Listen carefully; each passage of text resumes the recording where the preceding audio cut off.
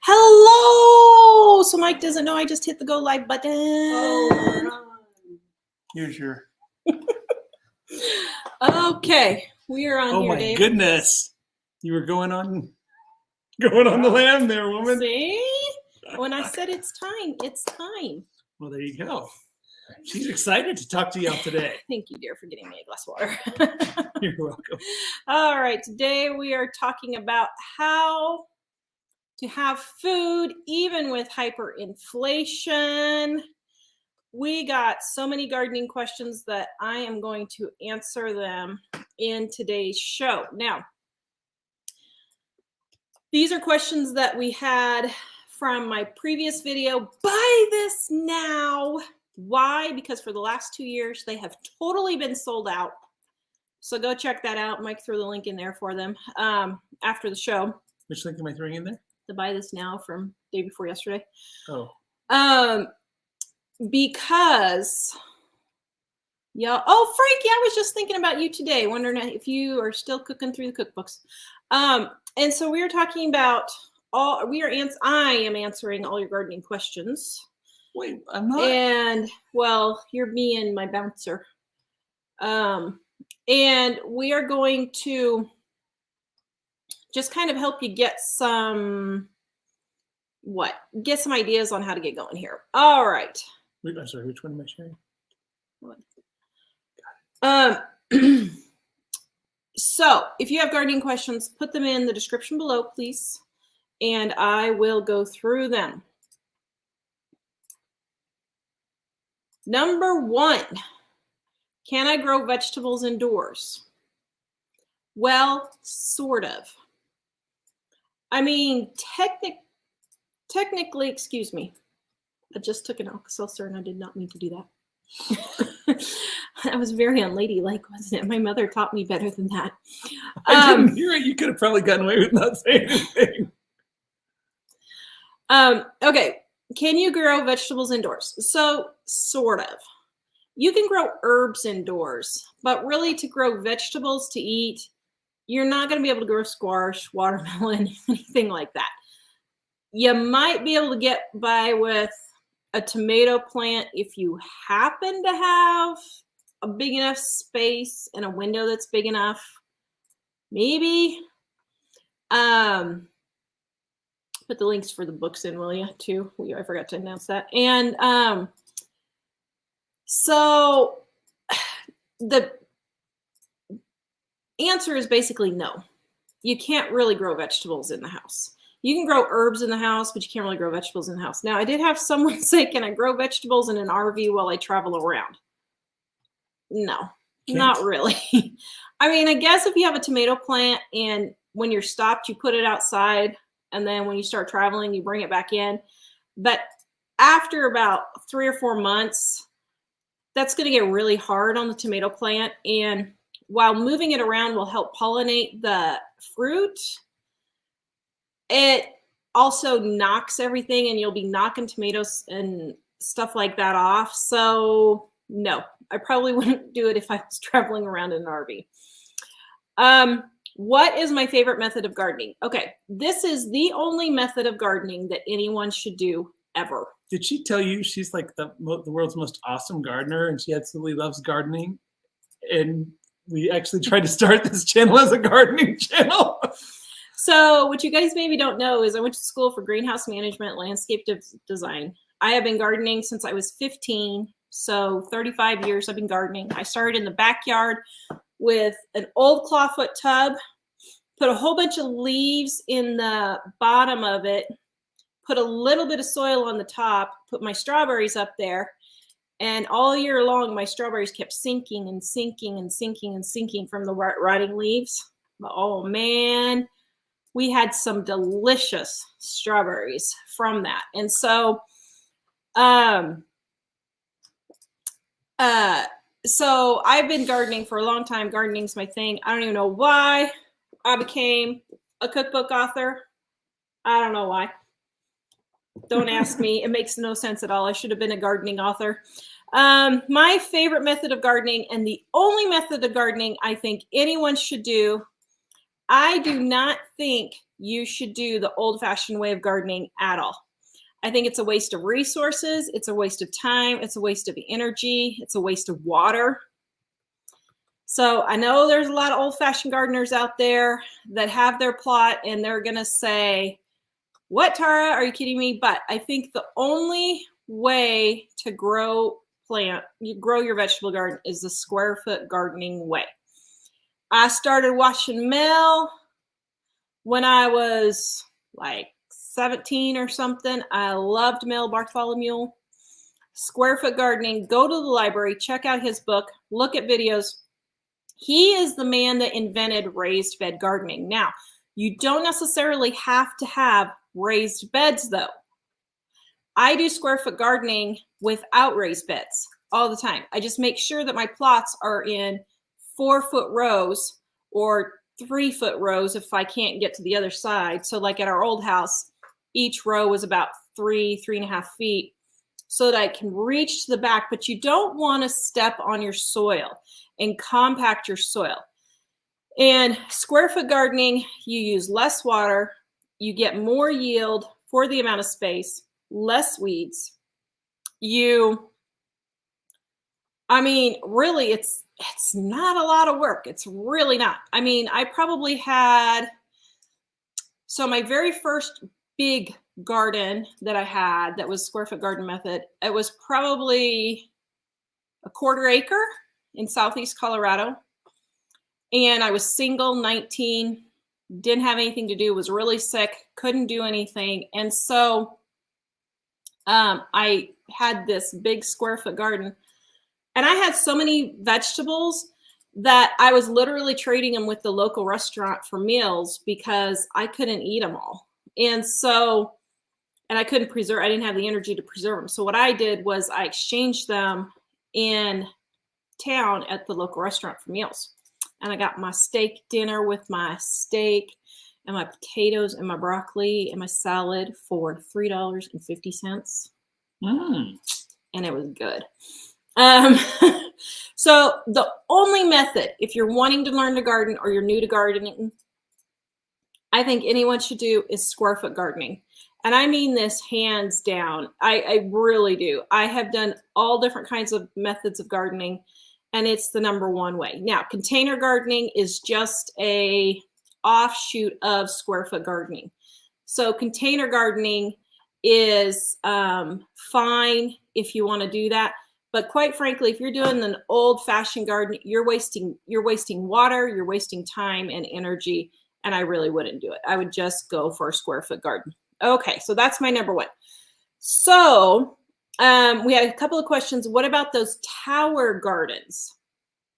Tower gardens are fine, but you're not going to really be able to grow things like tomatoes or cucumbers or anything like that. It's more for strawberries.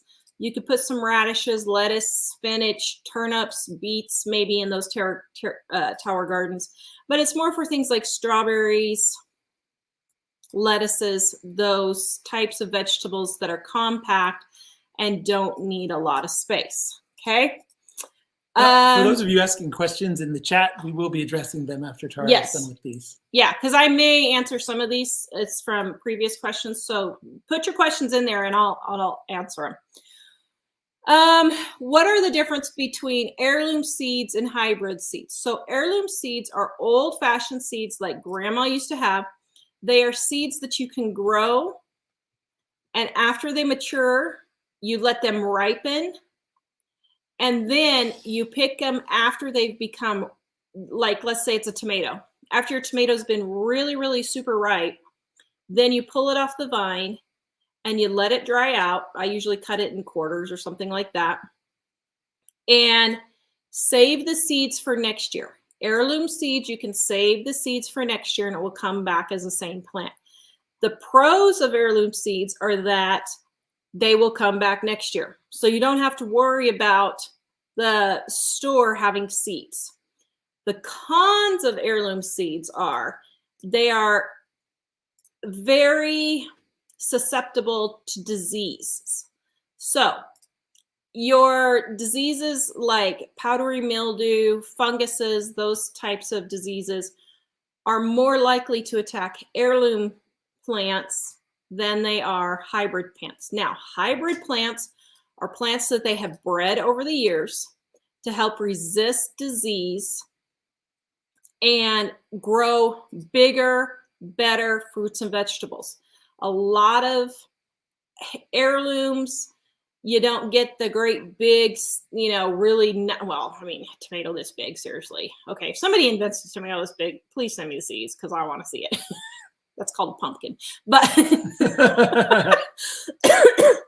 a tomato this big, your heirloom plants, you're going to have tomatoes that are probably closer to this size. But your hybrid plants, you'll get tomatoes that are closer to, can I show you?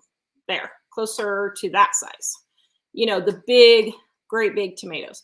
And so the hybrids have been bred to give you better fruit, better yields, and resist diseases. That's why I recommend that you have both heirloom and hybrids right now while we can get them. Now, when the fecal matter hits the oscillation unit and you cannot find hybrid seeds anymore, then just use the heirloom and that's fine. I mean, it's totally fine. So, but just know that you're going to be fighting diseases a little bit more. How long do seeds last? Oh, years, like literally thousands of years. I store my seeds in the freezer. I have a lot of seeds. One year, Mom got, how many packets was it? I mean, it was like 100 or 200 packets of seeds on clearance in September for a penny each. And so we vacuum sealed all those, and I still have tons of those, and those are like 10 years old. And all that happens is your germination rate goes down. So instead of having a 90, 95% germination rate for your seeds, that means how many seeds will come up. It goes down to 70, 75%. So it's not that big of a deal. I have seeds that are literally 15, 20 years old that I'm still using. And so you'll just have to plant a couple of extra seeds to make sure they germinate, but you know, it's no big deal, especially some of the old plants or classic heirloom type plants that I really like. Those ones I will keep. I just store them in my freezer. If you can vacuum seal them, that's even better. And then do it that way. You want to keep them in a cold, dry place. So storing them in your garage, they'll go bad quicker, but you know, it's fine if that's all you have. But if you can store them in the freezer, that's a little bit better. What should I plant? I would plant anything that I would plant only things that you can eat or trade. So if you don't eat tomatoes, but the fecal matter hits the oscillation unit and you're going to need something to trade, then I would plant tomatoes because they would be a very tradable thing. If you're talking about, you know, no food situation, then you're going to want to plant your squashes. And yes, there's an orange squash. I'm sorry, the rest of you just don't know how to pronounce it correctly. Your squashes, your pumpkins, your long-term storage foods are those fruits, are those vegetables. Your pumpkins and your squashes, and those will last in the root cellar. Your potatoes, your turnips, your carrots, all of those are longer term storage. But don't forget, guys, things like tomatoes. Look at back in the old days. How did they dry their food? They didn't have dehydrators. They couldn't can. They didn't really have canning. How did they do it in the old days? They dehydrated everything. So like tomatoes, they would slice up and lay them on screens out in the sun and let them dehydrate. Apples, they would slice up and string them along in their house and let them dry. So you can dry things like tomatoes and make a tomato powder out of it for long-term storage. And then you can use that tomato powder and make your spaghetti sauces and your tomato soup bases, those types of recipes. Super easy. Yeah, Cheryl said fermenting. Yes, so they fermented things like their cabbages, and you can ferment like your pickles and your cabbage and your salsas, all of those you can ferment also. So think about and read about how, think about the Pilgrims. How did the Pilgrims store food for the winter? Well, they dehydrated most of them. Now, the stuff like the pumpkins and the squashes, they just put in a root cellar to keep them cool. But that's pretty much how you did it. And so then things that you would trade, do things that you could trade for food if you don't eat it. What can I use for containers? If I want a container garden, anything that will hold soil. I have some burlap bags this year that I got for $1 that I actually got for another project. I got them for curtains for our new studio, actually. But I think I'm going to put potatoes in some of those and see how they grow. But they have nice drainage, really good, holding up the soil. So I think I'm going to put some potatoes in those and see how they do. But anything that will hold soil, even a cardboard box. You can take a cardboard box and line the outside with chicken wire, fill it up with soil. People have used boots, anything. Containers that I've used, watering cans, I've used tires, any kind of pot or pan. I have all kinds of old kitchen pots and pans that I grow flowers in that the bottoms have rusted, any buckets, garage sales, dumpsters, the side of the road. I have found pots for gardening. When we lived in our old neighborhood, they were putting in trees and landscaping. And every time they would do that, I would ask them if I could have their pots because they were throwing them away. And they were like, yep, take them. Neighbors would put in new landscaping and I would take all of those. Trash cans, Denise said, yep, I've used trash cans.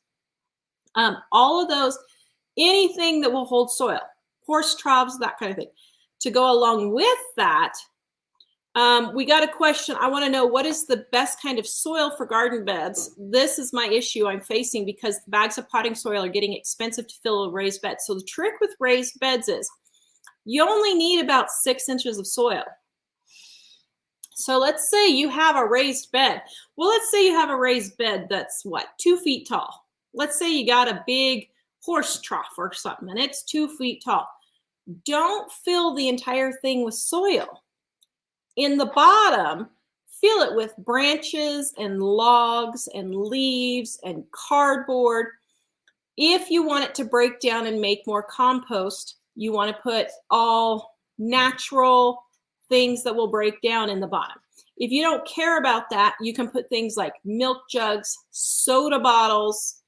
I have put the same containers that I was planting in. I also turn them upside down and put them in the bottom of big pots to take and fill in the bottom.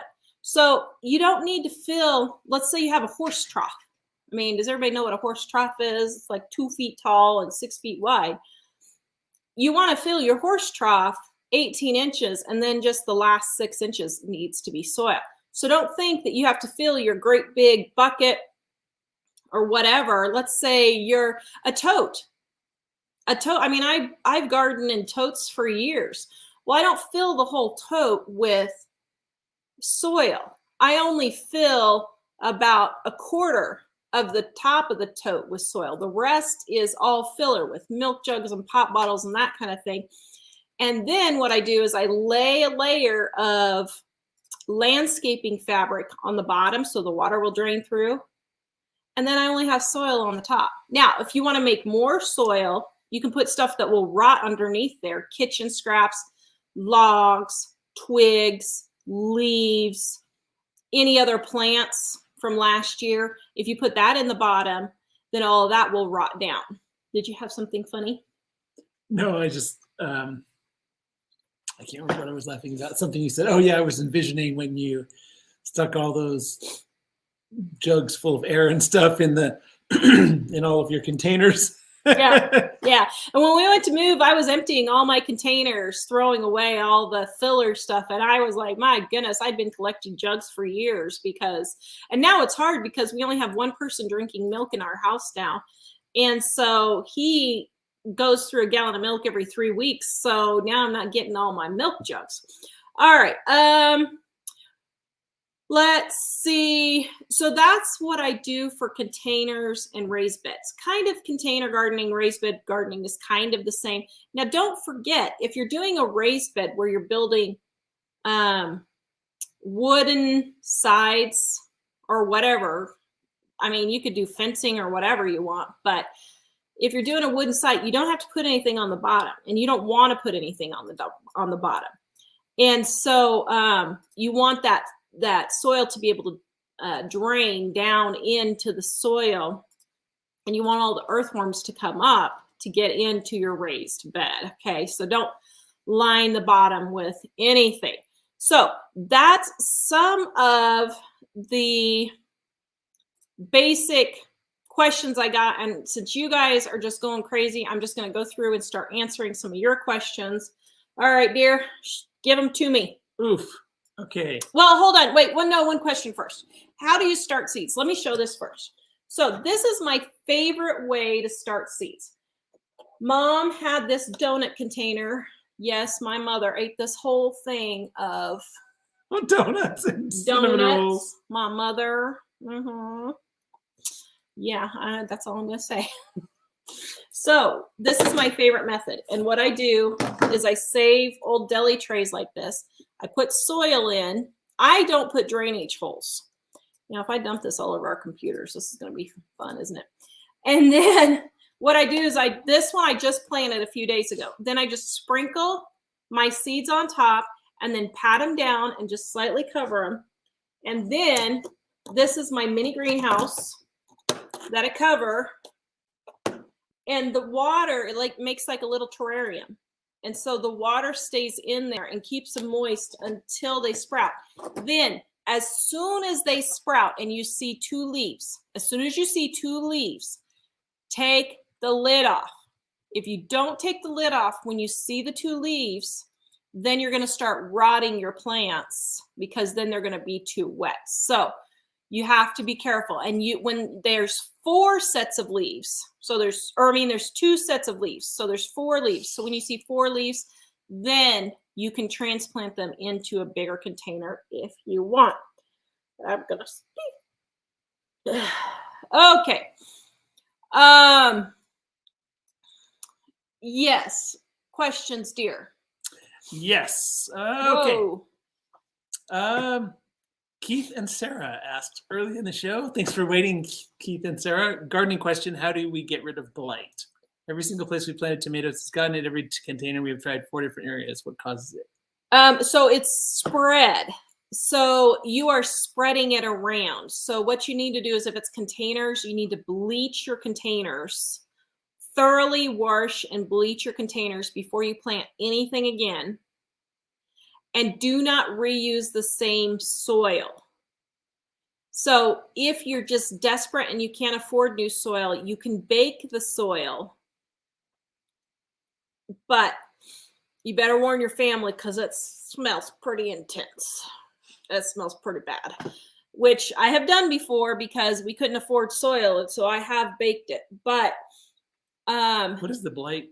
You're spreading, I think it's a fungus. What does it look like? It is, let me look and see if I'm right, if it's a fungus. I can't remember. Yeah, fungus, mildews, rusts, and smuts. So it's, it looks like your plants have spots all over them, brown dead spots all over them. But when it's a fungus like that, it's being spread around and you're spreading it. Now, also it can be on your hands. So let's say you're gardening and something has the blight and then you go somewhere else, you're going to spread it somewhere else. So you've got to make sure you bleach everything really good, get new potting soil. I know it's a pain in the butt. But then what I would also get is just get a fungicide. Now, I will tell you, you are not going to get this woman to say organic gardening is the way to go. I am like a 90% organic gardener. Like most of my gardening is organic, but it's only because I'm cheap. I'll tell you right away, I'm the first person that if I have aphids, I will try and spray them with soapy water first. But if it doesn't kill it within the first week or two, it's full out the chemicals for me. Same thing with blight. You may have to just go ahead and get a fungicide and spray. And I'm sorry, but you can thank chemicals for the amount of food that we have now and the fact that we're able to feed, a big majority of the world right now. So I'm not going to get into that argument, but yeah, clay soil. Pam, what do you do about clay soil? Be finding another question as soon as I'm done. Clay soil. One of the best ways to break up clay soil is to get drywall. Find somebody who's doing some construction and ask for their leftover pieces of drywall and lay it on top of your soil. And if you can kind of work another layer of soil on top. I had really bad clay soil in Kansas, and this worked beautifully. My soil, I hated to leave that place. My soil was so beautiful, and I had to leave it, and then the new people just tore it out. Andover? Yeah. Yeah. So I was very, very sad about that. But anyway, yeah. That's what I would do is don't put sand in it. If you mix sand and clay, it makes bricks. So don't do that. And then the next thing is compost. Just keep adding compost, more compost. Colorado, we had really bad clay soil. Compost was just what finally got it done. But be careful. So listen up.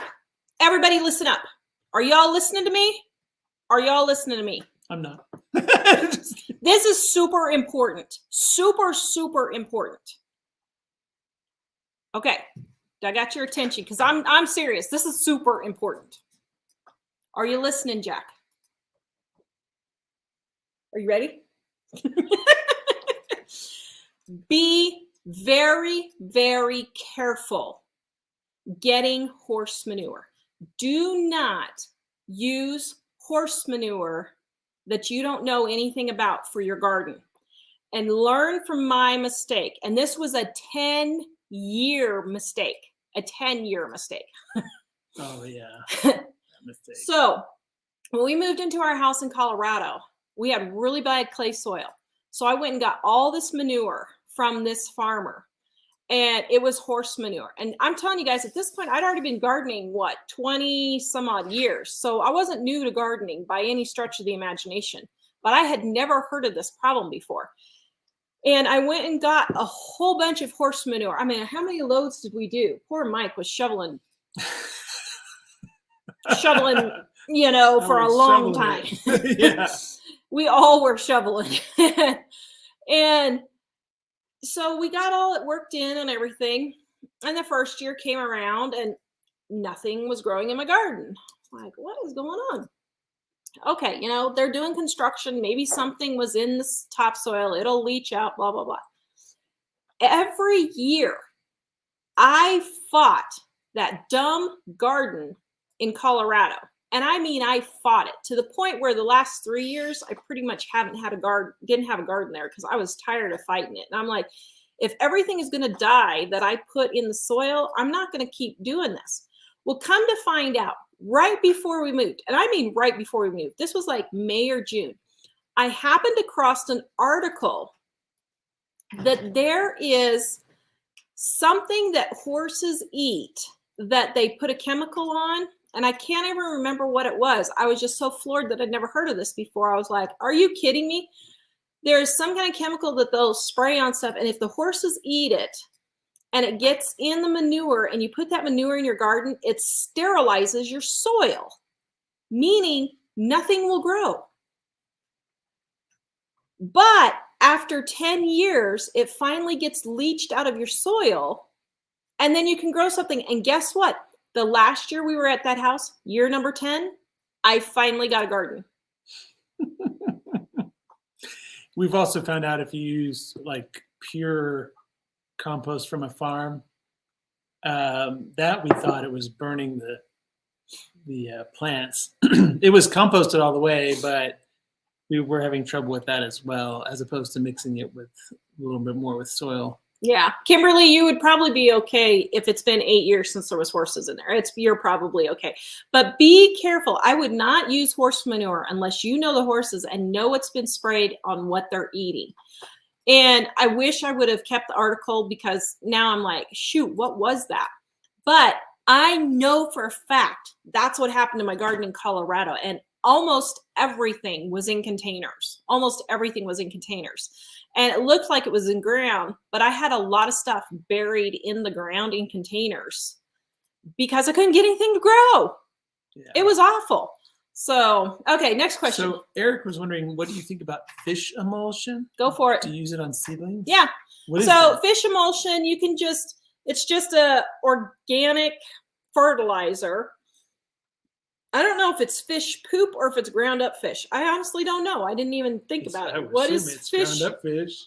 Fish. What is fish emulsion made from? Fish emulsion is made from fish. So all they do is grind up fish and make it into a fertilizer. See, I learned that from watching the Charlie Brown thing. I was going to say, if you've ever seen Charlie Brown, that's exactly what they did. And so farmers used to do that in the old days. They would take a fish and plant it in, and then it would decompose as the season went along and fertilize the plants. But you can do compost. I make my own compost most of the time. And so you can do that. I do use fertilizer, chemical fertilizer, but if you can't get chemical fertilizer like they're talking about today, you may have to make your own compost or compost tea, which is just putting a whole bunch of green leaves and stuff in your water and letting it rot, and then getting a bucket of water and doing like probably a quarter bucket of compost tea with the rest water. And you need to dilute it and then pour it on your stuff. And yes, Sue, it's very stinky. So I wouldn't put it by your bedroom window if you want to have your windows open at night. Well, and a couple of people were saying, you're talking about the fish? Yeah. Well, I was talking about compost, but yeah. Because on the horse manure, a couple of people were saying, you want to make sure that they don't have like dewormer in it or something like that. Yeah, and that may have been, I don't know. I'm pretty sure it was something they sprayed on the feed that they were giving the horses, if I remember right. I can't remember, but I know that's what happened to my soil in Colorado. I just know that's what happened. So. Okay, Carol Ann was asking a greenhouse question. How big of a greenhouse should a 2-person family buy with the intention of using it for starts and winter tomatoes? I just get a really small one. I just get one of those plastic jobbies that's under $100 at Lowe's, Home Depot, Walmart. I wouldn't get a very big one. If you're not using it to grow stuff, I wouldn't. We had one in Idaho that Mike and my dad made me, which I loved. And it was big, but I was growing pumpkins and I was growing squash and tomatoes because we lived in Idaho. We literally had like a 90-day growing season. I couldn't grow anything unless it was in the greenhouse. So. Oops, let's see. And yes, we're talking about putting a greenhouse up here. Anybody want to come and help me build it? I was thinking we might build a small one right now and then a bigger one later. So the Tar could have one sooner. She's like, yeah, no. Can you grow potatoes indoors? No. I mean, Lisa, you really can't. They just take up too much space. Somebody else suggested that you maybe growing them in buckets. I mean, you could grow them in a bucket, but honestly, when you're talking about that kind of stuff, it's just it's such a big plant that, I mean, technically it's possible, but it really wouldn't be that great. I mean, my goodness, you'll get maybe 5 pounds of potatoes, maybe 10. And for the $3 that they are at the store, I don't think it's worth the hassle. Okay. Sorry, back up to that section. You see, you answered that one already. What do you think of raised garden beds out of pallets for beginner? Too complicated or helpful? Well, it depends on how good you are at woodworking. I mean, it's really not rocket science. And actually, I might do a video on a pallet. But what I would do is I would lay the whole pallet down, fill it with soil, and plant in between the boards. The other option is to cut the boards off and then make yourself a raised bed.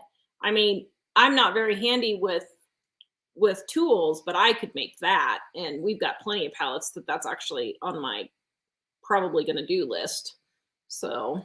Lala, do people still put marigolds around the garden as a pest guard? Yes. And then, yes, it truly does work. It's called companion planting. Just look it up and you can see which flowers keep the bugs away. Now, it's not foolproof, but it does help some. So I'm curious, do you think that anything she planted here is what kept the deer away from Yes, some of the other things? because the black-eyed Susan, deer don't like the black-eyed Susan, and that's probably why they planted them. They had a whole here. bunch of them right around the edges of the garden. The deer didn't seem to eat the garden. Yeah. So because they don't like those. Celeste, oh no, sorry. Celeste. I watch a YouTuber. She starts all her seeds inside and uses lamps for light because of cold and snow, and transfers outside in the spring. That's what I do. And Tara's got, she's got a bread, like a bakery tray or thing with trays, all sorts of trays of starts in the window. Very carefully wheel my tray over, wheel my thing over.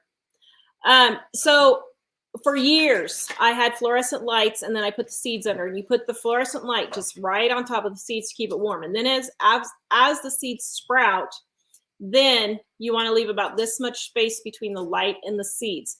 And for years and years, that's how I did it, because I just have always lived in places where it's been cold or that type of thing. So this year, because I'm not making, well, I am making soap, and I actually have some to cut, but Jack's going to wheel it right back here. I have my soap tray, and you can see right here.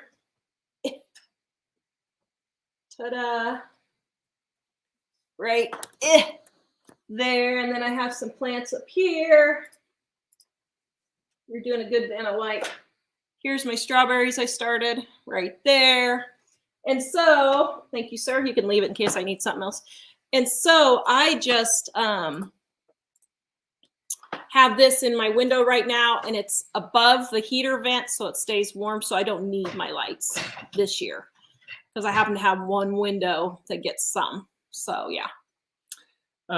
Only manure from herbivores and animals who only eat produce and not meat is safe.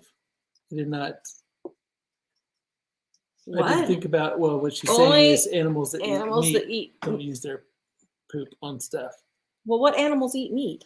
Well, I mean, normally not most farm animals, but in the past, there were problems where farmers were feeding animals, like in other animals that didn't survive. Well, yeah, but that's not normal. I think that's not normal. I mean, normal. because chickens eat, I was trying to think. I think chickens, they don't eat meat. Horses don't eat meat. Cows don't eat meat.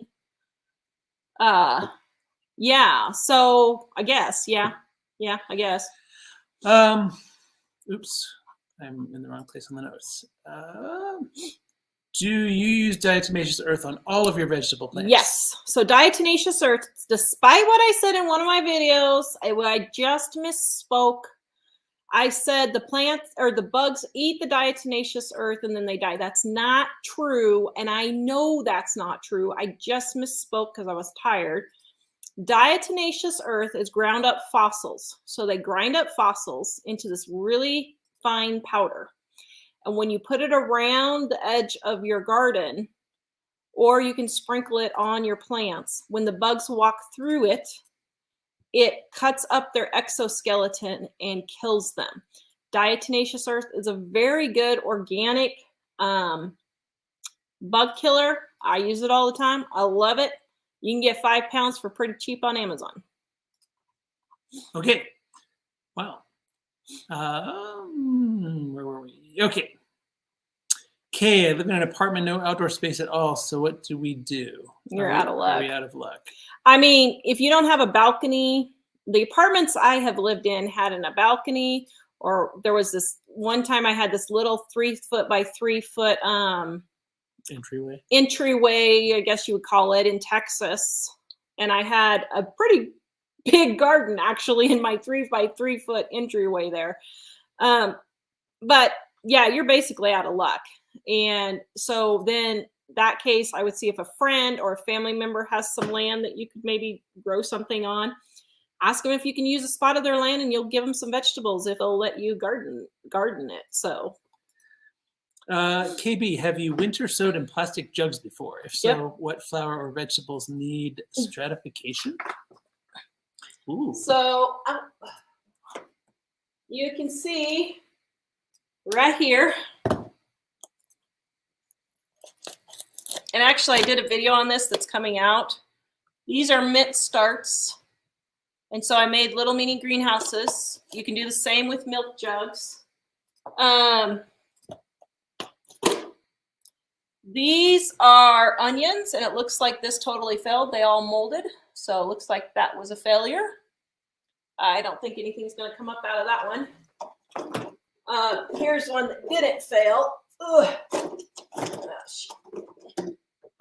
And this is my garlic that I started for a video. So yeah, I mean, it works really, really good.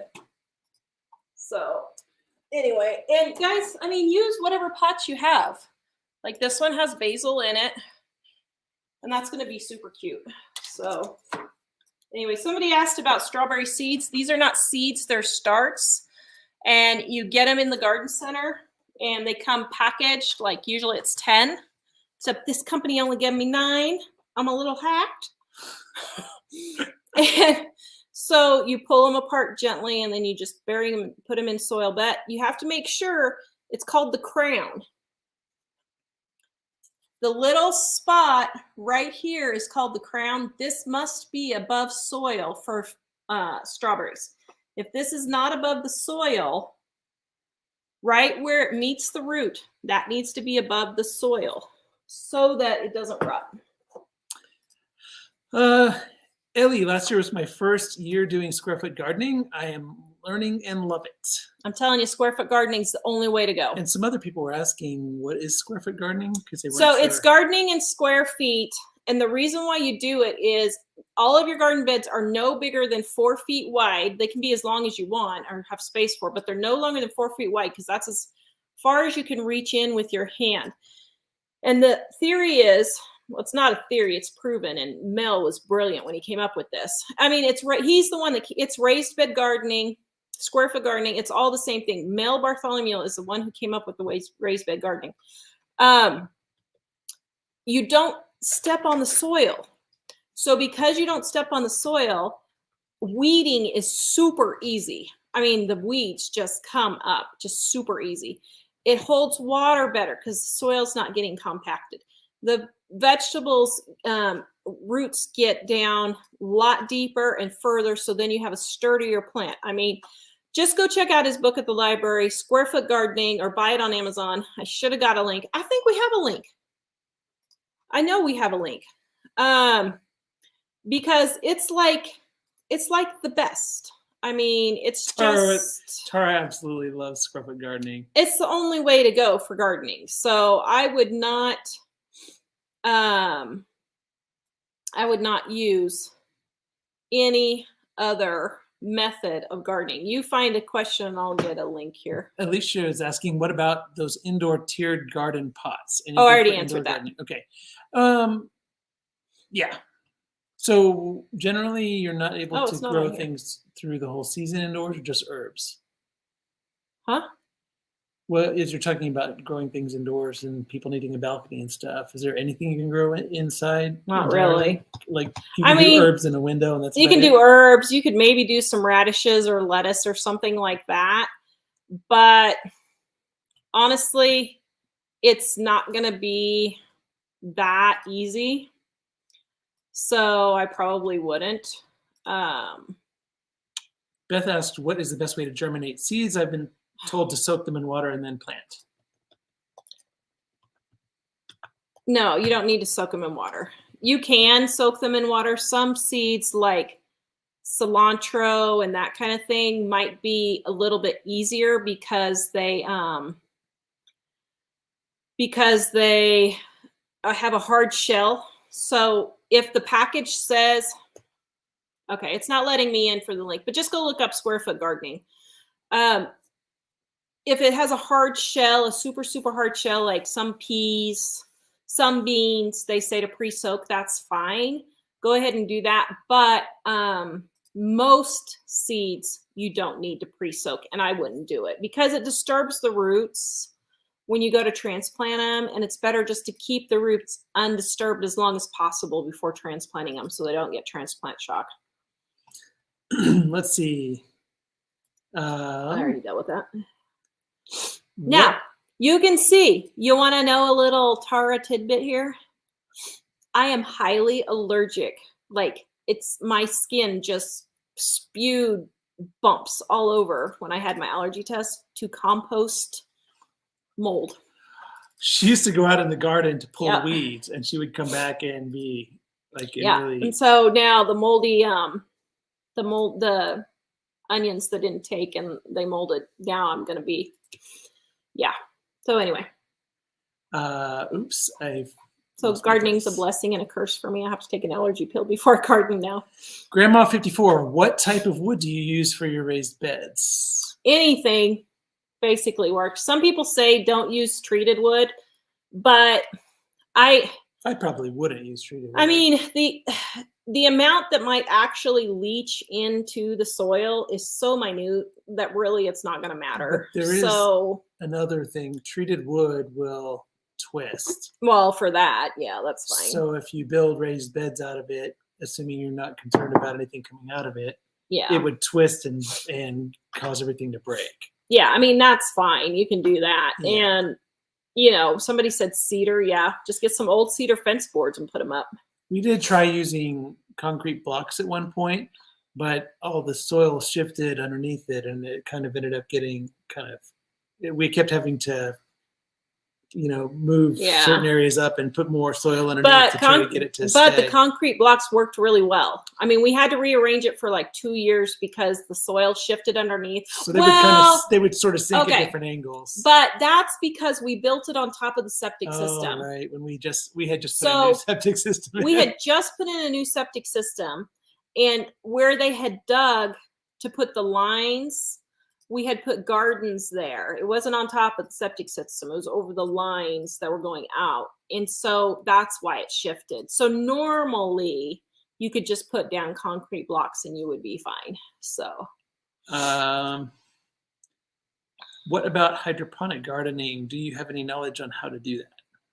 I mean, it's kind of involved, but I mean, you can do it if you want. There are people who do it indoors too, if you want. But I mean, once again, you're going to have water going all the time in your house. So then you're going to have mold issues and that kind of thing. So you can do hydroponic gardening. It's a great way to garden. But, you just have to research it. I don't know where you would be putting it, if it's in a greenhouse or if it's outside or inside or what. So you just have to research for where you're wanting to put it. Let's see. That's not a garden question. I have one raised bed with leftover landscape bricks, got 9 pallets for $600. Wow. Oh, should we tell them where we got ours from? There was a contractor that was building a youth detention center in Kansas, and my family hates me. And I think, was it you or your mom? Mom called. Called and asked, and what did they sell it to us? Or? No, they just gave it. They were going to throw them away. They were done with the project, and the government wanted them to make them all go away and get them off the property. And they were like, so they asked, and the place said, if you get them off of here by like Friday at 5 p.m., you can have them all. So Mom called me and my brother, my sister-in-law, my niece and nephew, and my 3 kids, and Mike and I and Mom all moved. Oh my goodness. We probably moved 1,000. It was a ton of bricks. I mean, 1,500. More than a ton of bricks. It was tons of tons. We probably moved 1,000 to 1,500 bricks to our house in Kansas. And they were super heavy cinder blocks. Concrete blocks, because they were ones that they had for the designed for jail. So they weren't just the cheapy ones you buy at Home Depot. They were heavy. I don't know how many truckloads we did that weekend. Oh my goodness. My poor brother, he was about ready to kill me. Yeah. Comfort Creek Ranch. How to prepare the soil? Coffee grounds, eggs, are these good to help soil? Yep. And I have had compost piles all my life, but I'll tell you, I just bury my kitchen scraps in the garden now.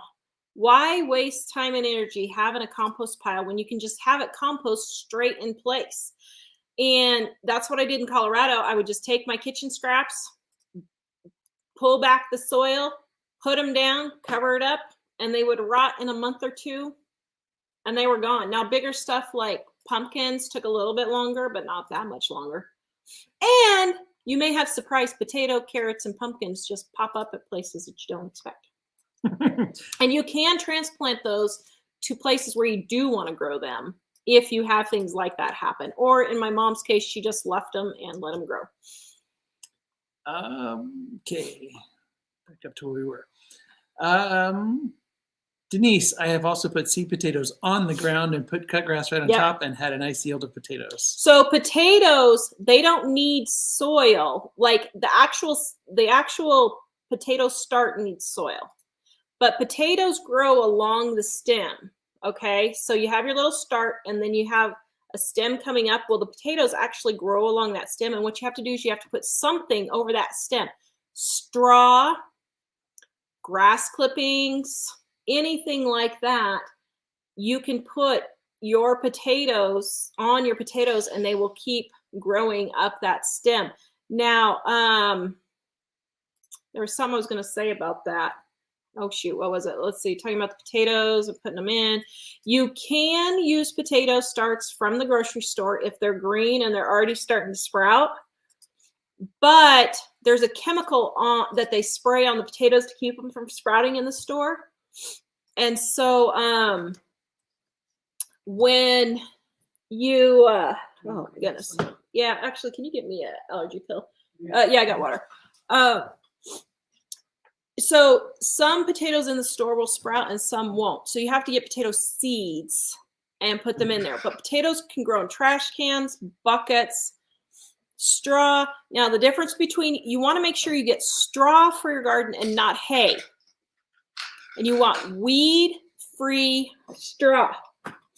Weed-free straw. Now, my children and I had an entire 2-month season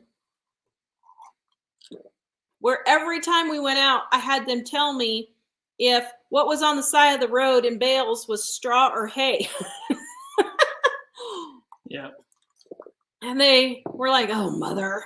But the difference between straw and hay is straw is the stalk of wheat that's dried out. So there's no seeds, nothing like that in it. Hay is grass, and it has all kinds of seeds and all kinds of weeds, and you do not want to put hay in your garden. You will have the biggest mess you've ever seen. So make sure it's straw and make sure it's weed free if they can't do that. Next question. Okay.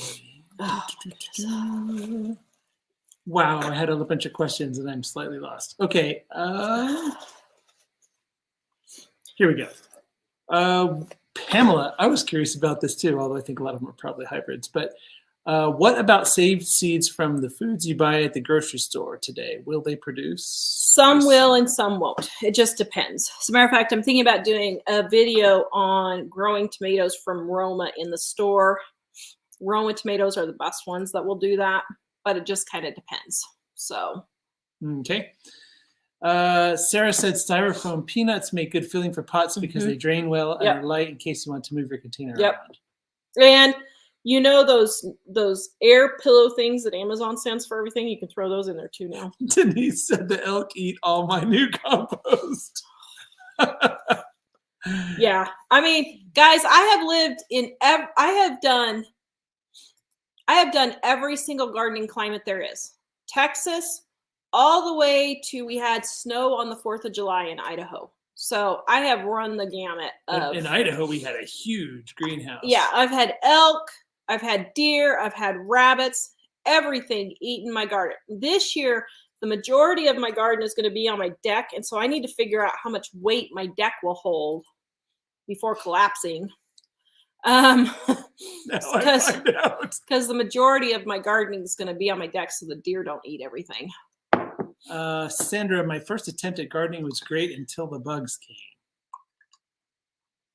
Yeah, so that's part of it. We had in Idaho, we had aphids. They were crop dusting not too far Yeah. away, and all the Oh. aphids flew into our greenhouse. It was like it was like a biblical plague. It really was. Everything was covered in aphids. As a matter of fact, here's what's hilarious was I was sitting writing Dining on a Dime cookbook, and I looked up the window, and I mean, it was just a swarm. You could just physically see the swarm of aphids coming. It was like biblical. It was crazy. But did you start the strawberries from seed or from something else? yeah, from starts. They're not seeds, they're strawberry starts. Okay. Are wild strawberries safe to eat? Yes. They're a pain in the patootie to pick because they're so small, but they're really safe to eat. Actually, we still love to find those in the mountains. Okie dokie. Which plants are best to grow in pots? Pretty much anything except really, really big vining plants like pumpkins. You can grow pretty much anything in pots. But of course, the bigger the pot, the bigger the plant you can put in. So thank you, Cody, for that super chat. He said, is there any way to grow more in a small garden? Yes. So I would get a big pot and I would put a trellis on the back side and grow my cucumbers or tomatoes. And then in the front, I would plant lettuce at the front of it. And then in front of that, I would plant radishes, because the radishes will grow first around the edge and you'll harvest those. Then the lettuce will grow as the tomato's still growing.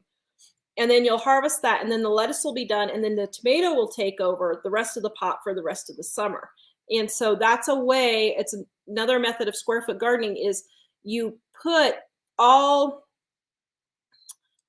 different kinds of vegetables in with each other to maximize the space. So your turnips, your beets, your radishes, your lettuces are all going to be, well, turnips are a little bit longer, but your lettuces, your radishes, those ones are going to be really super quick. Your peas are going to be super quick in the spring. So you plant those, but then as your tomatoes are growing, you pull the other ones out when they're done.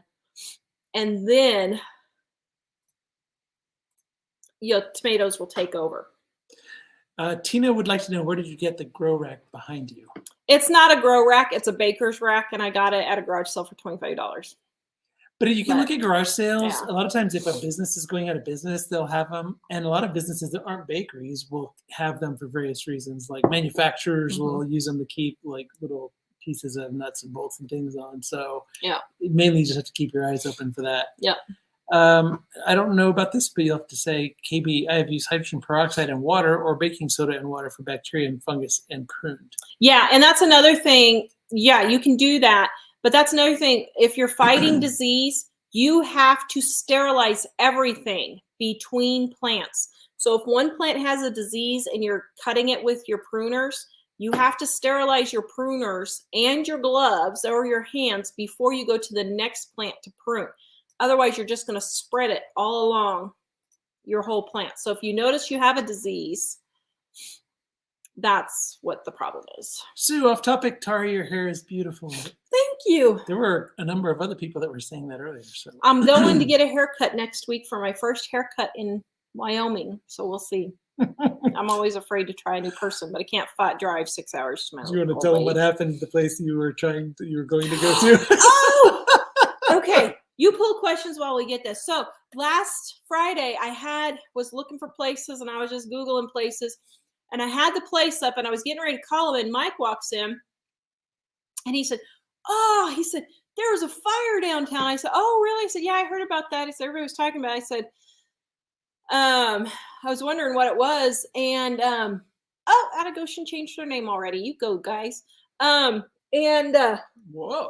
Mike, said, yeah, it was this place called Studio 51 or something. And I said, what? I was just literally getting ready to pick up the phone to call them. And apparently they burned down. So I had to try someplace else. But I don't think they totally burned down, but there was enough damage that it's going to be a few weeks. Yeah, she didn't know. Oh, my hand's really bruised where I hit it yesterday. Look at that. Oh, wow. The vacuum fell on my hand yesterday, And I said, I hope I didn't break my hand because it hurts really bad. And I didn't notice how bad that looks. Oh my goodness. Frankie says, Tara, please do gardening on a dime series, repurposing items for your garden tips and keeping healthy plants. I might, but my gardening videos really don't do well. They really don't. She absolutely loves doing gardening things. It's just that our experience with them has been that people haven't really responded to them very well. Jamie, do you guys know if the pine cat litter used but scooped and free of poop is okay to put in your garden? Well, okay. Here's the thing. You can do that, but it needs to compost for several years. So like if you throw it in a compost thing and it's been composting for 3 or 4 years, I don't know. I think they say 2 years, but I don't trust it. There is a chemical in cat poop, not a chemical, there's bacteria. Pee, right? Oh. I think it's a bacteria. I can't remember. There's something in the cat poop that pregnant women, if they ingest it by cleaning the cat litter box or something, it can, I think, cause miscarriage, if I remember right. I can't remember for sure what happens. But you don't want to use cat litter in your garden. Don't use cat litter. And if you just really have to, then maybe, but I would let it compost 3 or 4 years at least before using it. Oh, Laura, I think she's talking about the diatomaceous earth. She said, does that work for stink bugs? It should. I think it should. Yeah. Okay. Let's see. Oops, we've already answered that. Did I put that in there twice? Okay. And you mentioned earlier eggshells were fine in compost. Mm-hmm. Anything but meat and bread put in compost. And even bread you can. The problem with bread is that it attracts rodents. So if your compost pile is out away and you don't mind mice coming into your compost pile, that's fine. But bread and meat and dairy, you don't want in your compost necessarily, just vegetables, fruits. Why were the mice coming to our compost pile at the last house? Because I was putting bread in there. Okay. Let's see. Melissa, do you have to have grow lights to start plants? No, you don't have to. If you have a window, that's fine. Yeah. If you have a window, but there's not a whole lot of sun through the day. Then you'll have to have grow lights, yeah. Are those special lights or are they? No, it's just fluorescent light that's close to your plants. Gotcha. How do we repurpose old container soil? You can just reuse it unless it's got a disease in it. So. How large of a garden do you plan to have this year?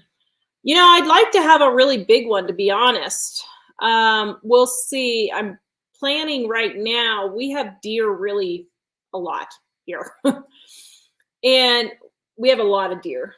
And so I'm going to have to do something. Oh, deer. I'm going to have to do something where I put either most of it on our really big deck or have to fence in a section.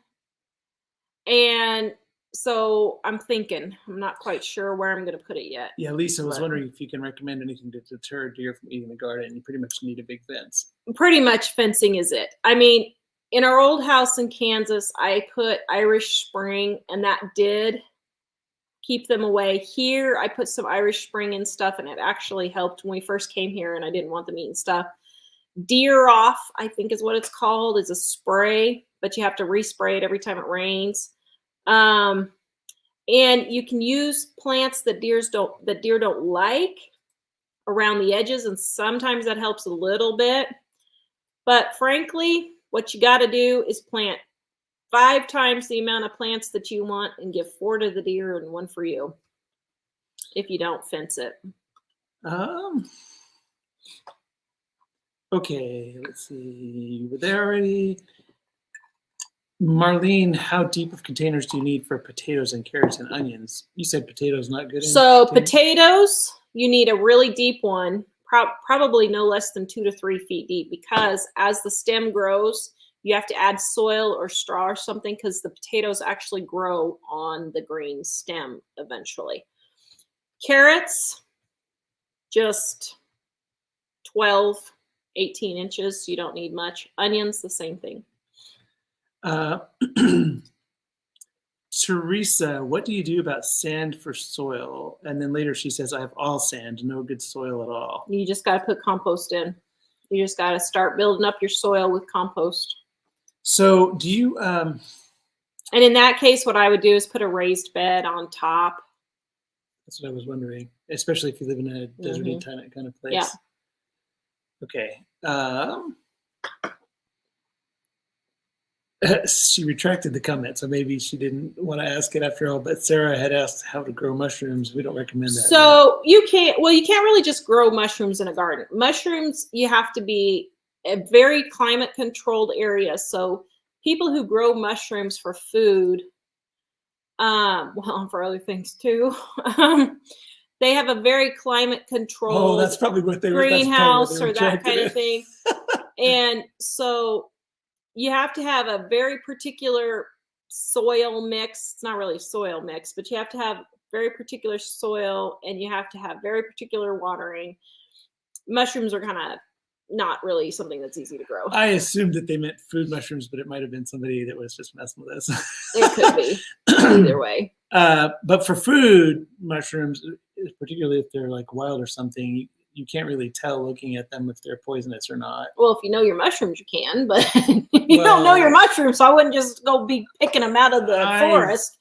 My understanding is you have to have a chemistry test of them to be sure. Well, I'm sure Grandma in the Depression knew what she was picking, but my goodness, I wouldn't go out and just pick mushrooms in the forest myself. Yeah. Amazing Grace Ranch, how do you keep house cats from eating your houseplants or seedlings? You get rid of the cat. She's gonna have I mean, you can't. You just have to put something around it so the cat doesn't get to it. Actually, cats are devastating for plants. We had sometimes where cats would just destroy plants all the way down to the stem. Although one of the times it was because it was catnip. Tara kept getting on me saying, why are you... I thought he was weeding. Mowing down my catnip. Stop mowing down my catnip. And eventually we found out the local cats were chewing it down to the ground. And I guess they were coming at night. We just didn't see them. Yeah. It was hilarious. Okay, so let's see what we have over here. So we're out of regular questions there, and I'm looking through the ones I haven't yet answered. Okay, so while Mike's doing that, I'm going to cut some soap because I made some soap this week. So I thought you guys might like to see some of my soap that I did this week. But go ahead, dear, and bring me questions. Marie said 3 southwest facing windows, 55 by 81 inches. So would that not work in an apartment? Those are huge windows. So that would be fine.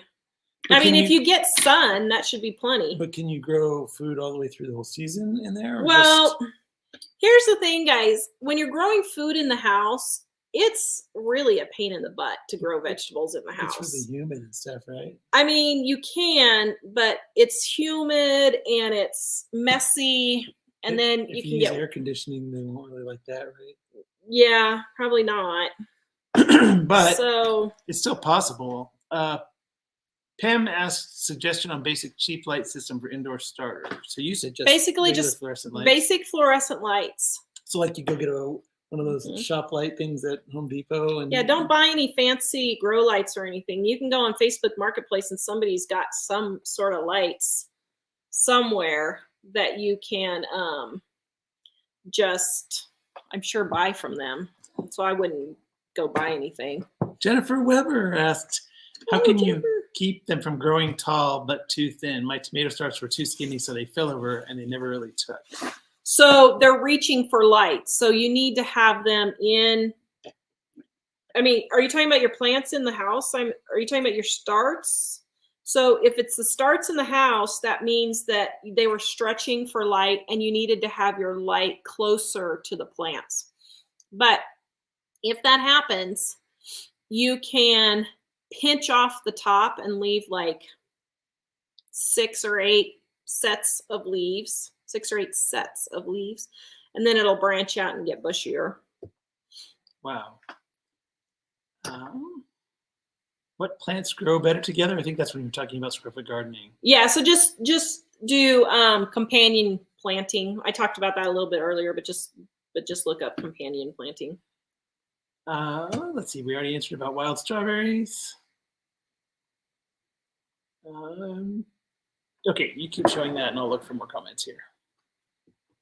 So I got a whole bunch of goat milk for free, and so I need to get it used up because it's taking up space in my freezer. So I made a bunch of soap. So I'm not selling it. I just thought I'd show you guys if you want to see what it looks like.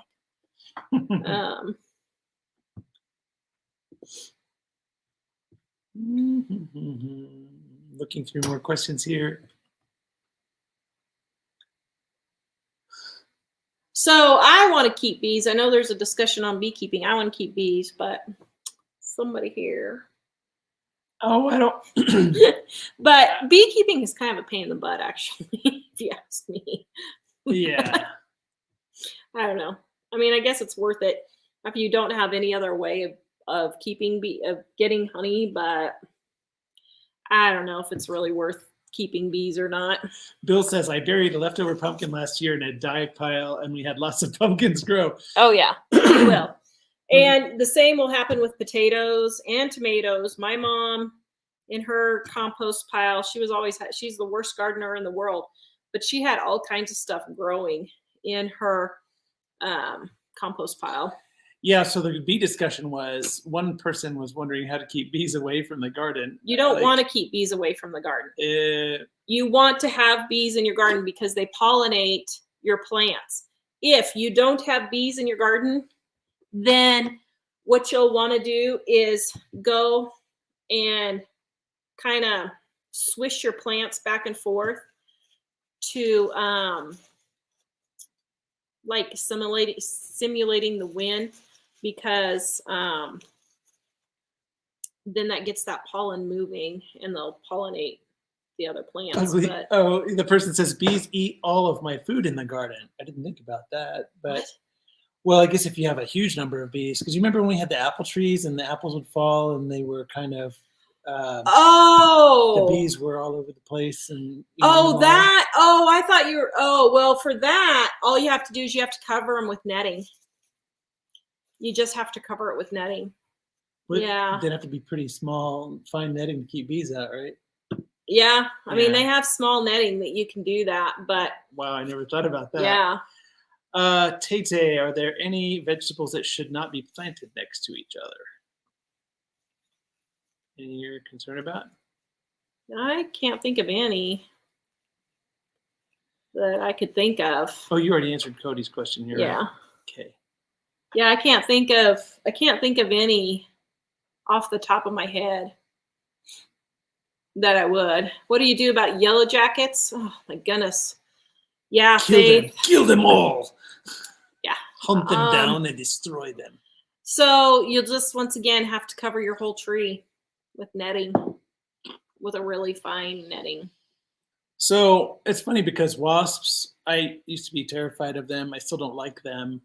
If there's a few around here and there, that's fine. But if they're just all over the place, and yellow jackets are awful for that kind of thing, I would do everything I can to find out where the nest is and kill it. Yeah, but because I mean, if they're just too many of them, they're more of a nuisance than a help. Yeah. The thing is, if there are some around, they keep some of the bad bugs away.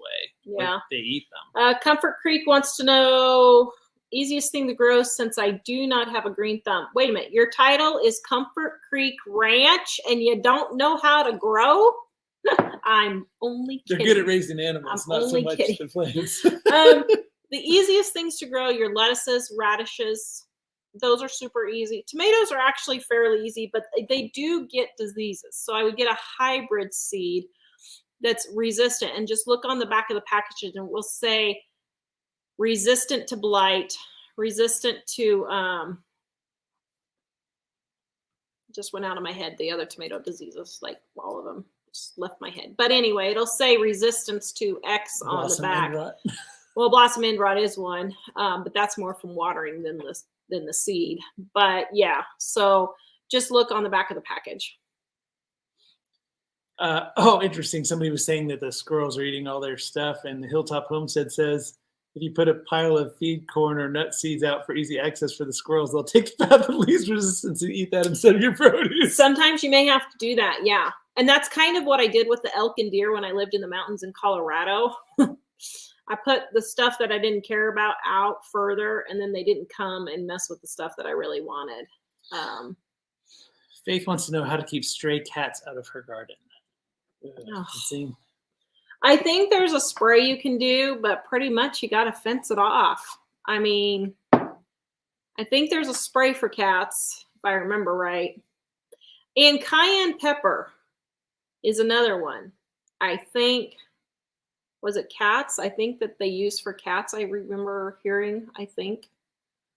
So. Amazing Grace Ranch. I think this might be the thing I was talking about. What causes the black spots on tomatoes that causes them to start rotting right after they ripen?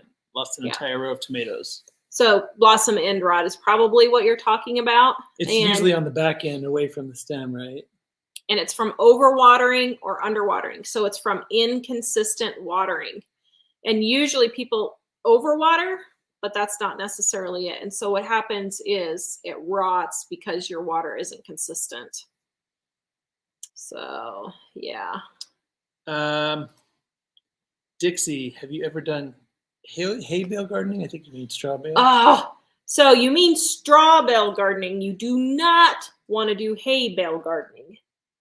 Once again, straw is just the stalks from things like wheat. It's just the stalk.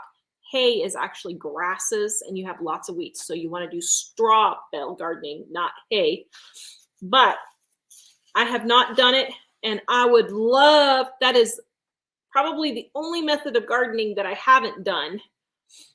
And I would love to do that this year. But we live in Wyoming, and because our gardening season is so short, I don't think I could get it broken down quick enough to do a good straw bale garden. I would love to do a straw bale garden. And if we had a greenhouse, I might try it and see if I could do it in there maybe. But I think our gardening season is just too short here for it. Maybe, I don't know. Lisa and lots of other people, back when you were talking about cat poop, has toxoplasmosis in it. Yeah, that's what it is. And I don't know exactly what it is. I don't remember. It's been 12 years since I was pregnant. But it can be dangerous, for pregnant women.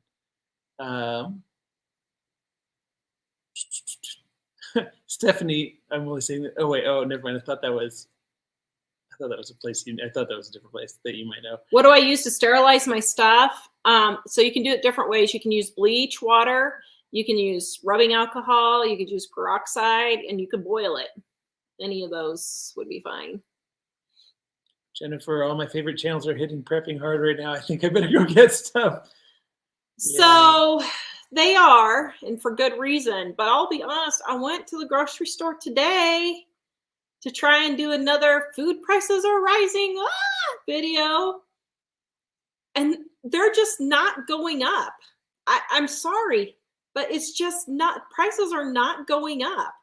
And I mean, you'll see a video come out with a title like that because that's what everybody wants to hear. But I went and looked, and in 2020, I paid $1.96 for 5 pounds of flour, and today it was $1.56.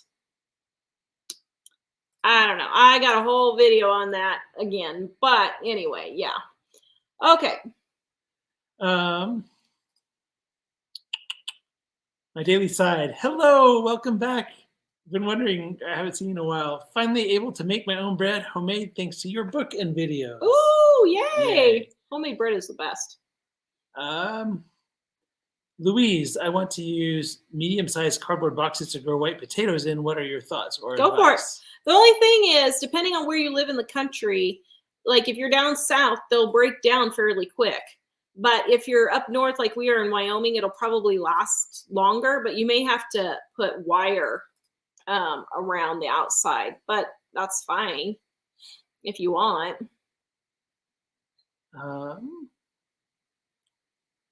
Debbie, do you like fruit trees? We had to fence in the trees. Yeah.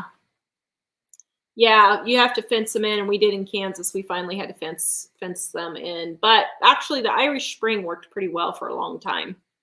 It's kind of nice that we have a high deck. Yeah. So I might have to shore up the deck a little so she can put more plants on it. Fire Girl says human hair spread around the garden after haircuts will deter deer. They say, but it depends on how big of a garden you have. I mean, that's excuse me, that's a lot of hair. So I guess if you went to the barber or the stylist and had them save it for you, that'd be fine. But Heather says stock up on barbed wire, not just for the garden, but also for fortification. Who knows what the future will be like? Wow. that's actually a good idea. I would probably do that. Okay, so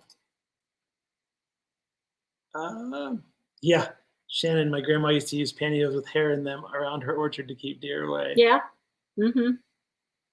Yeah, that probably would work. But you'd have to how do you deal with chipmunks and rabbits? Well, chipmunks, I think a cat really is pretty much the only thing. Otherwise, you just have to fence everything in or put some sort of protection around it. And it could be as easy as putting a big pot over a little pot. It could be something simple like that. Hilltop Homestead, how do you improve clay, rocky soil? So I went and talked about that a little bit earlier, but the best one I found, and I've been in several states that have had clay soil really bad, was using drywall. I put drywall in my garden and I let it decompose for a year. Put the drywall down, added a little bit of soil on top, and over a year it decomposed, and then it broke up my clay soil really well. If you can't do that, then add compost is the only way. Do not add sand. Do not add sand. Either sand will make it concrete. Yeah. If you think about it, sand and clay makes bricks. It's compost or drywall. You don't want a brick garden unless you live in Phoenix. Yeah. Oh, by the way, somebody mentioned you could buy gypsum for cheap at the store. Gypsum is the stuff that's in drywall. Yeah. So we've just been able to get drywall for free. And I just look for construction sites and ask them for their leftover pieces. Because the drywall is just gypsum with paper on both sides of it. Yeah. So we kind of had to break it a little bit to make it. Wow. My grandma's so happy. Homestead. My neighbor fenced in their garden 8 feet tall wood posts on enforcement stuff and sides. Deer are bad here, but they say it helps. Oh, wow. Yeah, that would help. I mean, what about carrots? Carrots are great, but they don't grow in rocky soil. So you need to have very loose soil because carrots need loose soil to grow in, because think about it. As they grow down, if you have rocks or soil, they're going to grow around the rocks or soil and they can get stuck in your carrot and you can bite down and be eating a rock and not know it. Keith and Sarah, Eric and Ashley in the chat have been Goshen prepping. If you've been around for a long time, they also have friends. Yes. In Michigan. Yep. That we actually know in real life, but they're YouTubers, so go check out their channel. Yes. And it looks like today they changed their name to Goshen Prepping, you guys. Actually, I didn't think about that. Grammy Midwife says grow catnip just for the kitty. I got to thinking, if you have cats, you want to get them away from your other stuff in the garden. You could. Yeah, you could plant on the outskirts. That would get all their attention. Yeah. Does Walmart sell any good soil? Yeah, the potting soils are fine. Yeah, I just got a whole bunch there that was marked down from fall, and I bought, and it was marked down to $6. It was $12 and it was marked down to $6, and so I bought them out to buy the rest of what they had. Grammy Midwife just got stuff to start making soap. I can't wait to start. Yay! Yeah, I have a bunch of goat milk that I'm using up for soap, and I want to get it out of my freezer, so I'm making up a bunch of soap. Deanne wonders if you have any ideas for squash bugs or squash bugs. They're a pain in the butt. I honestly just spray them. I do. I mean, I'm sure they're just look up some natural remedy, some organic ways. Diatomaceous earth might kill them. I'm not positive, but just look it up. But I spray when I get them. Grammy Midwife, what kind of soap process do you use? Oh, you have a e-course. I have a whole soap e-course. If you want to go check it out, if you're wanting to learn how to make soap. You have a soap channel too. This one here is cold process, but I've done every method of soap making. I have a soap channel actually that I do hot process, I do cold process, I do stick blender hot process, I do heat transfer, all of those. So yes. Thank you for the Bible money. Appreciate it. By the way, we got several checks this week for Bible money. Thank you very much, guys. We greatly appreciate the help with the Bibles. We are actually giving away more Bibles than we're selling cookbooks now. So that is pretty cool. So we're happy about that. Grammy, I just shared a link to Tara's How to Make Soap YouTube channel as well. She's not been posting on it lately, but there's a bunch of stuff on there that she's done. I stopped posting on it just because it just is very time consuming and it just really doesn't bring in a lot of money from YouTube. You know why? Because all the people watching from India, and so they don't do very good ads because they don't buy anything there. So yeah, our ad provider won't put ads on there. Yeah.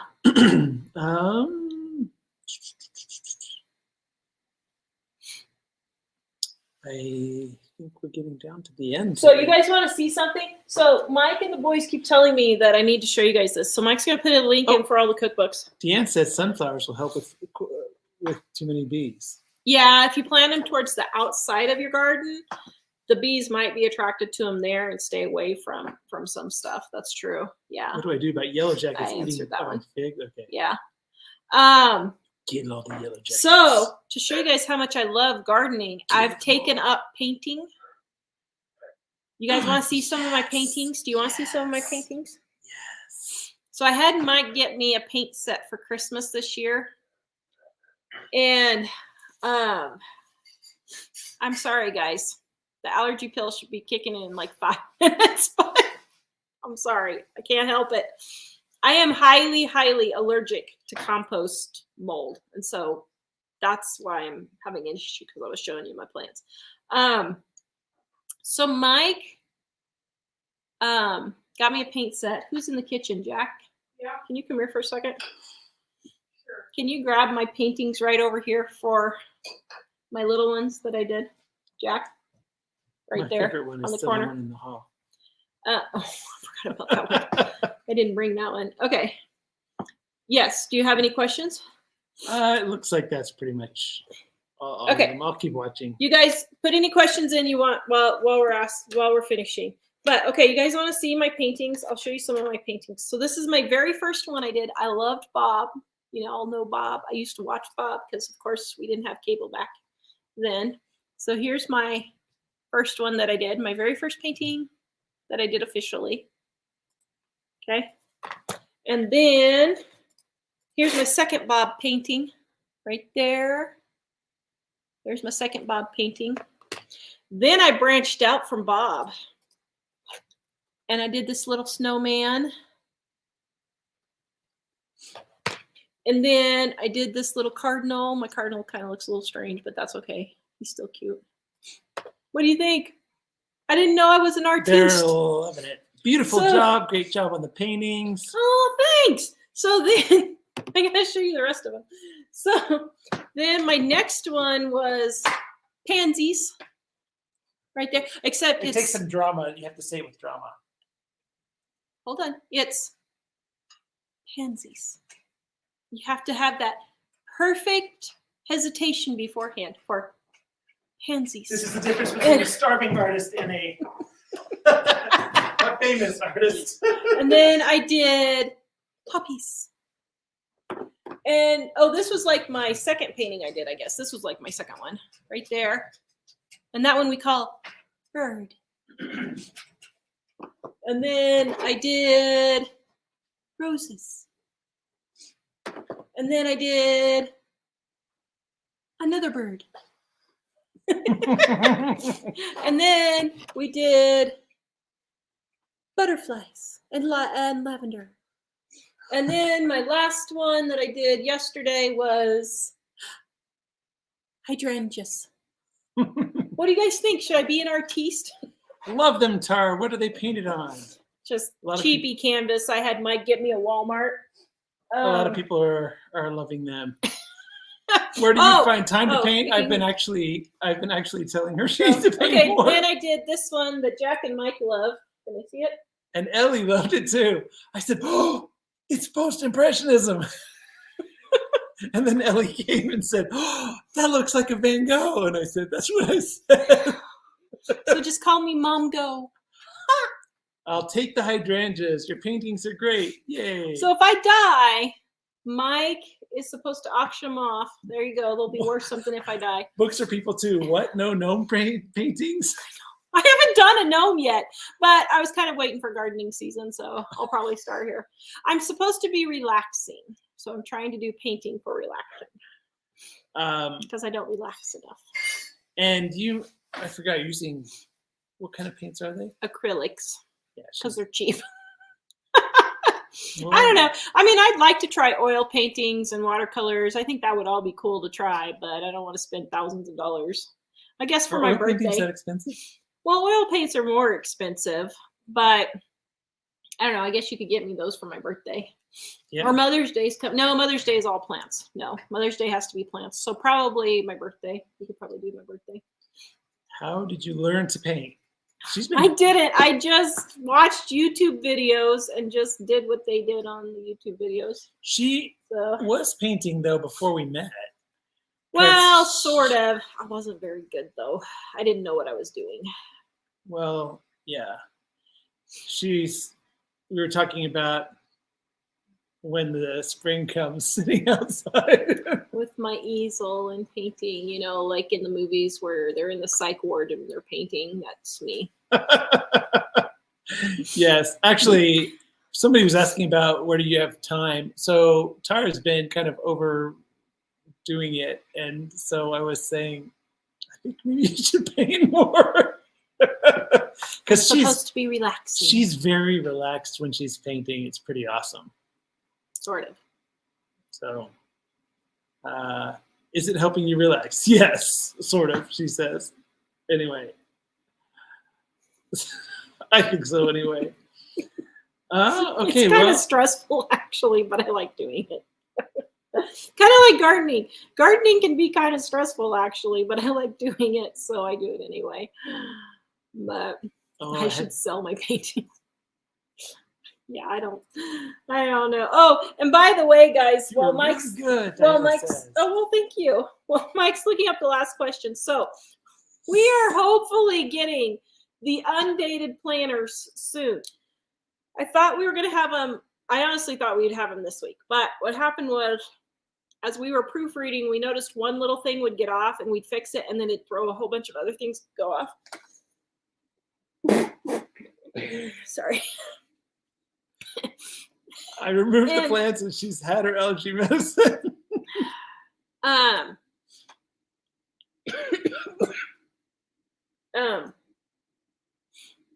And so we keep finding something and fixing it, and then it throws everything else off. I never thought an undated planter would be so much work.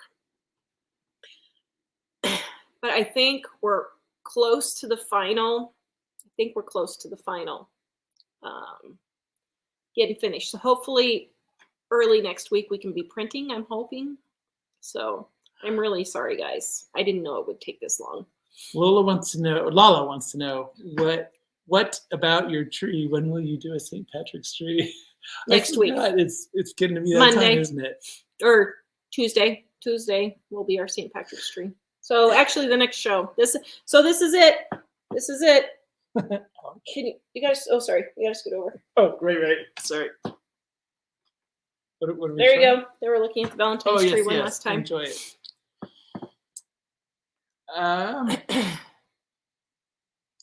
So Cheryl says, that's the paint I use. Oils take too long to do. I've done one oil and it's a long process. I'll stick to acrylic, like to try watercolors.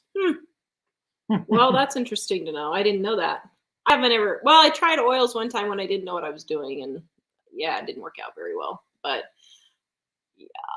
So Teresa, I'd like to understand how prices are not going up, but my husband and I are still buying. My husband and I have not changed what we were buying yet, are paying more than last year. So I find that interesting because my sister and I both did this, and we took our Walmart orders online, and we hit add to cart for everything. And the price actually went down $15 for both of us. So I don't know. I but would yeah, say it depends on what you're buying. it all boils down to what you're buying. I Because- mean, if you're buying a lot of processed foods and junk foods, or stuff like that. Like today, I was talking to the lady at the cashier, and I said, "Okay, can you tell me what people are complaining about for prices going up?" And she said, "Well," she said, "I can tell you for myself that the big bag of carrots, I buy them to feed the rabbits." Okay, you're working at Walmart and you're worried about prices and you're feeding the rabbits. There's a farm store down the street. They probably sell lower grade ones for rabbits. Maybe she's going to shoot them and eat them. I don't know. Hopefully she will. But she said the price went from $3.40 to $3.80, a whole 40 cents in a week. I'm like, okay, but you're buying food for animals that don't need food. So I don't really consider that a problem.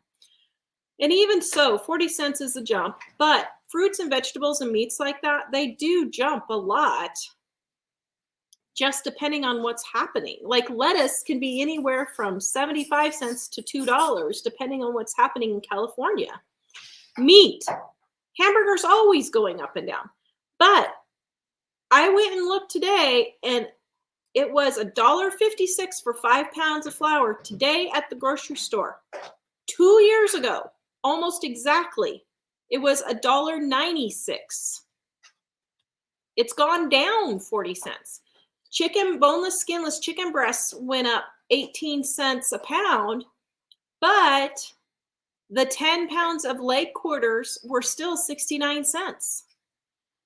It's mean what you're buying is what's the problem. So, but I'm doing a whole video on that. It doesn't mean the prices won't go up on other things, but it seems like the things that have gone up are more, things that are prepared more, that have more. They have to go through more processes to get to where they are. So, bye, Kathy. Hope I didn't miss you. Okie dokie. So I don't know, but yeah, I mean, we're doing the whole hyperinflation and everything's going to hell in a handbasket videos because that's what everybody wants. But this is a family channel, woman. To Hades in a handbasket because that's what everybody wants, but. You're supposed to say we don't know where it's going, but it's going there in a handbasket. So anyway, all right, cool. Are you? But yeah. So anyway, thank you, Out of Goshen, for helping us out there. Goshen prepping. Oh, sorry. Thank you, Goshen prepping.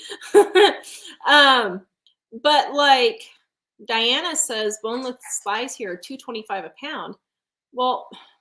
That's not that much.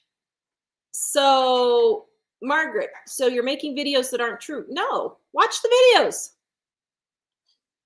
Obviously, you haven't watched the videos. She's attracting people that are worrying about it, but she's saying the truth in the video. Katie says, Kimmy from She's in Her Apron did a video recently on Costco prices. I noticed things like chips had gone up, but chicken was the same. Yeah. That's kind of what we're seeing is that the basic foods are the same, but processed or prepared things tend to be the things that are most likely to be up. Well, and I think meat is up, but there's kind of been a war on ranching for a long time. Yeah.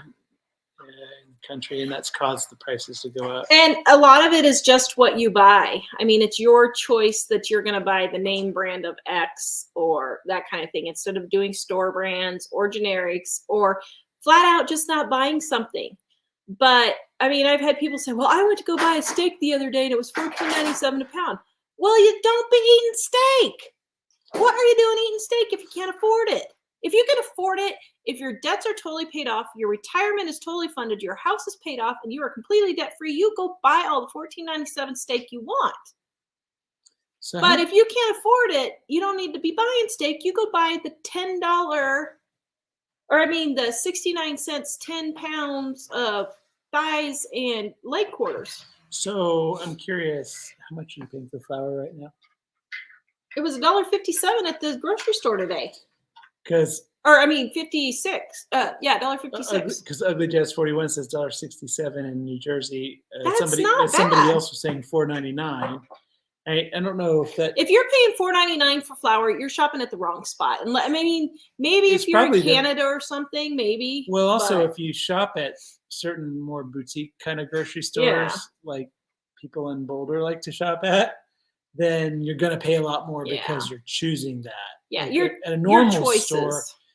Yeah, so and the thing is, Yeah. we've shopped in a lot of places. Every time we go on a business trip somewhere, Tara goes in the store and checks it out.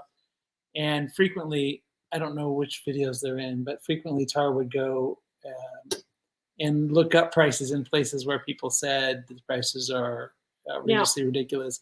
The thing is, not saying that prices aren't going up on some things. It's not happening like they're saying, though. Because they are, and that they might not go up dramatically on other things, but at the moment, our observation is. And the thing is, where we live, we're kind of out of the path of the normal shipping. We're at the end of the shipping line. So our prices tend to be a little higher than like in Colorado or in Montana or somewhere. So, so when we see prices here for a certain price, I'd say pretty much if you're living in the United States and shopping at a normal grocery store, our prices are probably not going to be that much different than yours. Yeah. So, all right. Yeah. Shall we? So anyway, I'm not going to argue with you on food prices. I'm sorry, but there are some things that are going up, but other things are going down. So it's equaling out. So basically prices really aren't going up. And I mean, I'm going to be doing videos on prices going up because that's what people want to hear. But you'll hear me say in the video, it's equaling out because some things are going up and some things are going down.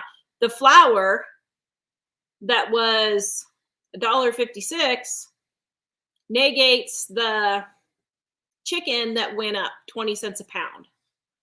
I mean, you know, so if I had to buy the same chicken and buy the same flour, it would cost me exactly the same that it did in early 2020. So, you know, it's your choices, and that's fine. But, and I have something else to say about that the cashier told me. And I'm like, you know what? Well, I'm just going to tell you real quick. And then you'll hear it again in the video anyway. But then she said, you know, she said, I see people come through with a huge cart of groceries, and then I ring them up and they say, oh, I can't afford that. So take out the dog food and take out the milk. Okay. So she does that. But she said, then they leave the soda and the Pop-Tarts. Seriously? So it has a lot to do with what you're buying and not actually grocery prices. If you're buying soda pop and you're not buying milk for your kids, and this happens all the time. Or I got a viewer today say, you know, I know a mom that smokes $200 worth of cigarettes a month and she can't feed her kids. What a bunch of baloney. So, yeah. Anyway, maybe I need to just go on to another video for that because I could just get started on that and go online. Okay, but it's been 2 hours on a 1 hour show. Do we want to keep going or do we want to stop? We've been on here for 2 hours. See how much I love gardening, guys? I could just keep going and going and going. So thank you, Margaret. Yes, it's shopping smart. So anyway, all right, guys, Dining on a Dime cookbooks and volume 1 and volume 2 and our gluten-free cookbook right here, gluten-free, dairy-free, all 25% off right now. Our planners, you can still get the 2022 planner, but hopefully in the next 10 days or so, we're going to be getting the undated ones. I'm hoping. Oh, we still have them? So, yeah, we still have them. If you want to buy a 2022 planner, you can. I don't have a link for it, but you can go to the store. Yeah. Yeah. So thank you, guys. Thank you, thank you, Goshen Prepping, for helping us with the trolls today. And we will see you guys next time. LivingOnADime.com. Bye.